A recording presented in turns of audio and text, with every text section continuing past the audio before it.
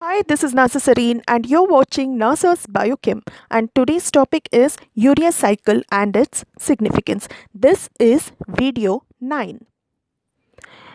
In the previous video in NASA's Biochem, we were dealing with amino acid metabolism in video 8, and there we did part 1. The part 1 consists of transamination, deamination, oxidative and non-oxidative, and decarboxylation. Today we are going to do the part 2 video, that is nothing but urea cycle and its significance. We had also seen the university questions for part 1 with regards to transamination, oxidative deamination and decarboxylation. This is part 2 wherein we are seeing the university questions with regards to urea cycle and its significance. Take a quick screenshot of it as in how I read the questions. These are the only 3 questions that have come in past 20 years. So there are no other questions apart from these questions. So if they ask any other questions, like the biochemistry itself is a vast syllabus, so obviously they are not going to ask. Kelo hagilla, kelkudu, akasmat kelidre baikobedi. Okay, so fine. Under the university questions, you have write reaction catalyzed by carbamoyl phosphate synthetase in urea cycle, 2 marks. Write the equation for the reaction catalyzed by following in urea cycle. First one, carbamoyl phosphate synthetase, like previous question, and arginase. This carries 4 marks. The last question is write the reaction of urea cycle where urea is formed. See, this question is similar to the second question. Asking for the reaction catalyzed by arginase is same as asking for formation of urea. Both are same. Okay, and what is the significance of this cycle? So now there are only 3 questions if I club this completely. One is the first step of urea cycle, that is synthesized by carbamoyl phosphate synthetase. The last step of urea where urea is formed, that is catalyzed by arginase, and significance of urea cycle. Carbamoyl phosphate synthetase 1, arginase 2, and significance of urea cycle. Okay, so endinante, before starting the actual urea cycle, let us deal with some of the structures, because if we know the structures, the cycle becomes very easy. You have learned succinate and fumarate structure in TCA cycle. There we have seen that they are substrate analogues of each other. You can see succinate is nothing but CH2, CH2, CO minus, CO minus. That is 2 times CH2, 2 times CO minus is succinate. And fumarate is nothing but CO minus, CH double bond, CO minus. So there is a single bond in succinate and there is a double bond in fumarate. So if you learn the structures of succinate and fumarate, this will help you in absolute specificity of the enzymes where succinate gets converted to fumarate. The enzyme here is succinate dehydrogenase. Allu help agutte. And if you learn the structure of succinate and fumarate, it will help you in oxidation reactions of TCA cycle, which is very, very important. Succinate to fumarate, succinate dehydrogenase, it's an oxidation reaction. It is nothing but energy yielding reaction, and it gives 2 ATP in the form of FADH2. So there also it will be helpful, and it will be helpful even in amino acid metabolism where you are dealing with urea cycle. In the previous video, you have seen aspartate, the structure of aspartate. So this alpha carbon having a basic amino group, having a carboxyl acidic group, and if it is having 1 CH2CO minus, it is aspartate. If it had 2 CH2CO minus, then it would have been glutamate. So aspartate structure is very important because glutamate will give aspartate. Okay, and this aspartate is the second source of nitrogen. Please remember this point. That's why we need aspartate. Yesterday in the previous video also, I had dealt, that is video 8, I had dealt the structure of ornithine. I told that ornithine is one kind of amino acid, but it doesn't fall under 20 amino acids or standard amino acids. So it also has a alpha carbon which is having a basic amino group and a acidic carboxyl group, and it has CH2 thrice NH3. The R group here is CH2 thrice NH3. So this is the structure of ornithine. You know the structure of urea, because in urea formation of urea is very important. So the structure of urea is nothing but the NH2 C double bond O NH2. The structure of urea is nothing but NH2 C double bond O NH2. Now if you see the ornithine and urea, if you combine ornithine and urea, you get arginine. So arginine, when it cleaves, you can see arginine CO minus, it has a alpha carbon, it has a basic amino group, a acidic carboxyl group, and CH2 thrice NH, which is nothing but the ornithine. Okay, so it has ornithine part here, and it has NH2 C double bond O NH2, that is urea part here. So when the arginine cleaves, it gives you ornithine and urea. This is the last step of urea cycle where urea is formed. So these structures become very important. That is what we can see. This is ornithine and this is urea. So this part is nothing but the ornithine part. This part is nothing but the ornithine part, and this part is nothing but the urea part on the action of arginase. That means hydrolysis of arginine by the enzyme arginase. Hydrolysis of arginine by the enzyme arginase will give you urea and ornithine. This is very, very important. This is nothing but formation of urea. This is nothing but the reaction catalyzed by arginase. For both, it is the same answer. Now, this is the principle of amino acid metabolism, in which this was the synthesis part, okay, which is not there in your syllabus. Then we had the degradation part where we dealt with transamination and oxidative deamination. Now, whatever oxidative deamination is done from glutamate, whatever ammonia is deaminated by oxidative deamination by glutamate dehydrogenase, that actually condenses, okay, the condensation of this ammonia with carbon dioxide. The carbon dioxide is obtained by bicarbonate. So the condensation of ammonia with carbon dioxide with utilization of ATP, 2 ATPs are used to form carbamoyl phosphate. It is an irreversible step and it forms carbamoyl phosphate. Now this carbamoyl phosphate enters into the urea cycle and it forms urea, which is excreted in the form in urine.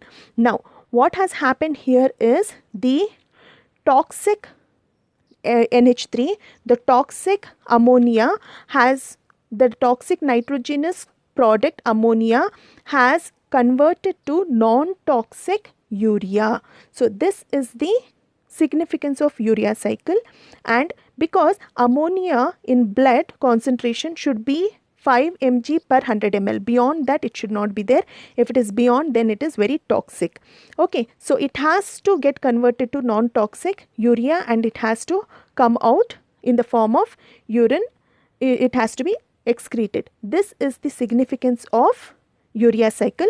So of course in urine, urea will be 86%, which has major nitrogenous product, which is 47% of nitrogenous product is present in the form of urea. So 86% of urine is made up of urea. Apart from that, 5% will be creatinine and about 3% will be unreacted ammonia and 6% will be other compounds. So this is the principle behind urea cycle.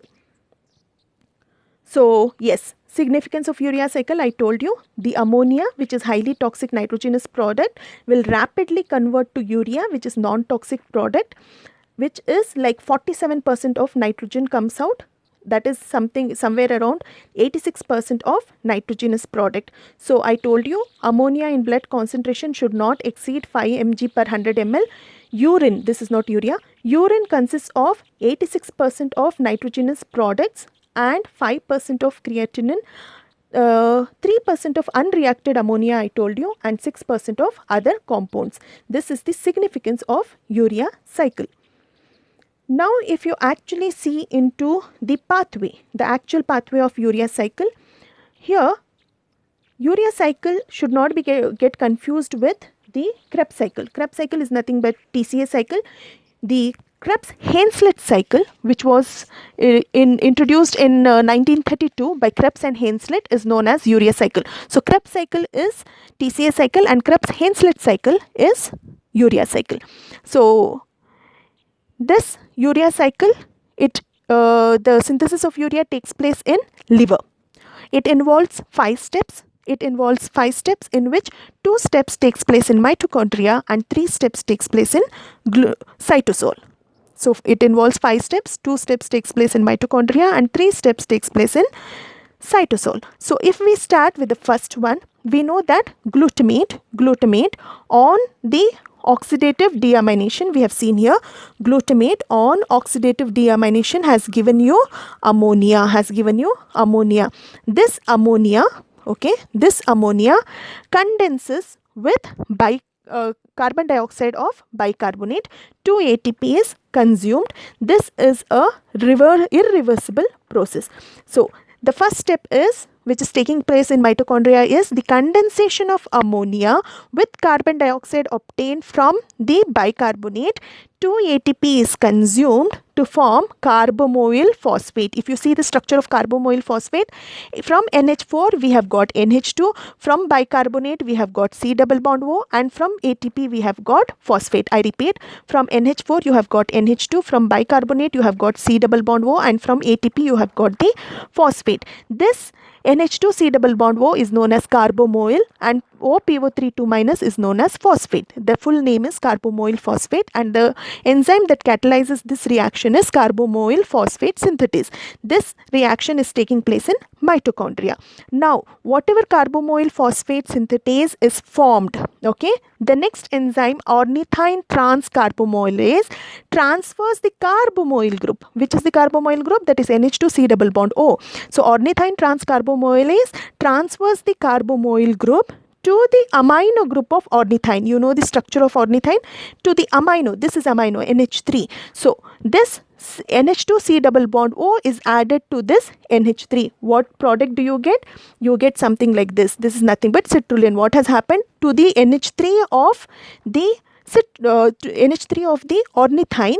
NH2 C double bond O, that is nothing but carbamoyl group, is been attached to give you the product called as citrulline. Even this step is taking place in mitochondria. Now citrulline is transported to cytosol. It is transported to cytosol. In cytosol, the condensation of the citrulline, with aspartate. I told you, from glutamate you get aspartate. This is the second nitrogen source. So the citrulline condenses with aspartate in cytosol by the enzyme argininosuccinate synthetase. Of course, here also 2 ATPs are being consumed and it forms argininosuccinate. So in the first step, 2 ATPs were consumed, and in this step, 2 ATPs. First step of mitochondria, 2 ATPs. First step of cytosol, 2 ATPs. Totally 4 ATPs are consumed in urea cycle. It forms argininosuccinate. So you know this is the citrulline. So C double bond O. At C double bond O, the aspartate is been added. You know the structure of aspartate. It is nothing but CH, basic amino structure with CH2COO minus, 1 CH2COO minus. Of course, care should be taken that you will have to see where double bond goes and where single bond comes. Carbon is tetravalent in nature, so it should have 4 bonds, and nitrogen should have 3 valency, so it should have 3 bonds. So you just have to satisfy that and you will get to know where double bond and single bond comes. So argininosuccinate is formed. Now this argininosuccinate gets cleaved. The cleavage of argininosuccinate into arginine and fumarate by argininosuccinate lyase takes place. This is argininosuccinase antanu helbodu, argininosuccinate lyase antanu helbodu. So argininosuccinate gets cleaved into 2, that is arginine and fumarate. Okay, now this arginine, this part is very important. So this is where urea is being formed. Now this arginine at this NH, it gets cleaved. So you get CNH2NH2. So that is nothing but C double bond O, NH2NH2, that is nothing but urea, and the left out part is nothing but ornithine. Okay, so arginine with the help of arginase enzyme gets cleaved to form urea and ornithine. So there are 5 steps. I have dealt all the 5 steps. The first step was 2 steps were in mitochondria, 3 steps were in cytosol. The first step was nothing but the condensation of ammonia with carbon dioxide to form carbamoyl phosphate. It is an irreversible step, and then we saw the condensation transfer of the carbamoyl group to the ornithine to give you citrulline, and then condensation of citrulline with aspartate to give you argininosuccinate, and the cleavage of argininosuccinate to give you fumarate and arginine, and the cleavage of arginine to give you urea and ornithine. So quickly let us brush up with the concept. So urea cycle, it is otherwise called as Krebs-Hayzlett cycle, which was discovered in 1932.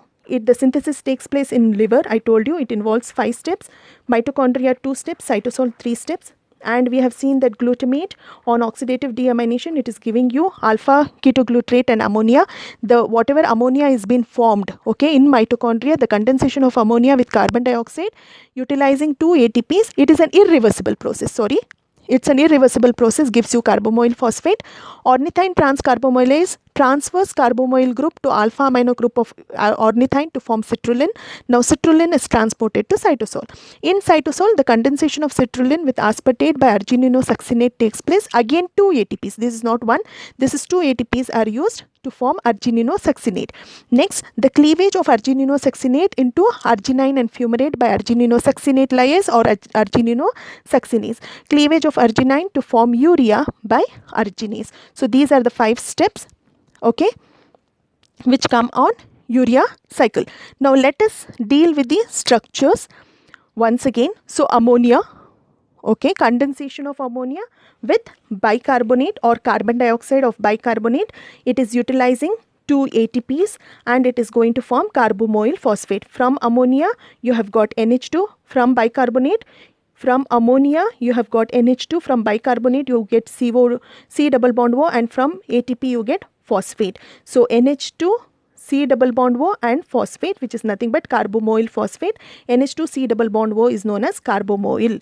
In the next step, the carbamoyl NH2 C double bond O gets transferred to ornithine, and it gets attached here, and what you get is citrulline. So at NH, okay, to the amino group NH, C double bond O, NH2, which is nothing but carbamoyl group, gets attached and phosphate comes out as Pi. Now in the next step, in citrulline condenses with aspartate, which is nothing but CH2, CO minus, and it also utilizes 2 ATPs by argininosuccinate synthase. What happens here is the argininosuccinate, the aspartate comes and binds, forming you argininosuccinate. To the citrulline, aspartate comes and binds to form argininosuccinate. From argininosuccinate, it gets cleaved to give you fumarate and arginine. This arginine, so it gets cleaved to give you fumarate and arginine, and this arginine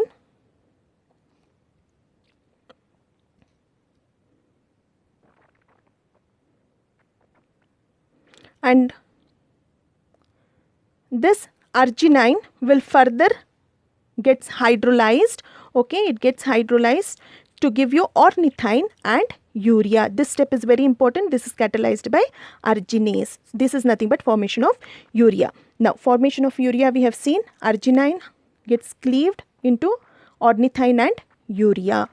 Now this was urea cycle.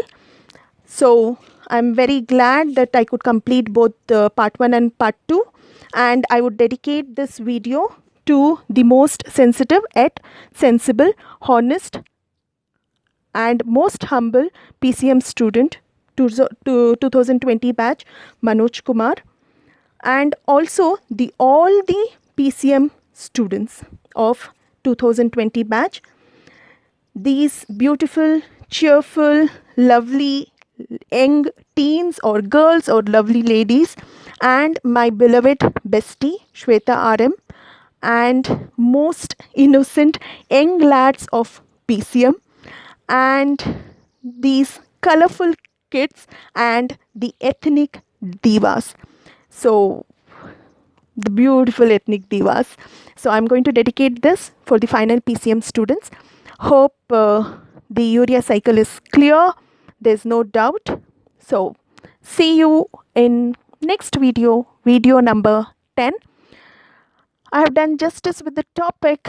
So take care. Bye bye. All the best for your exams.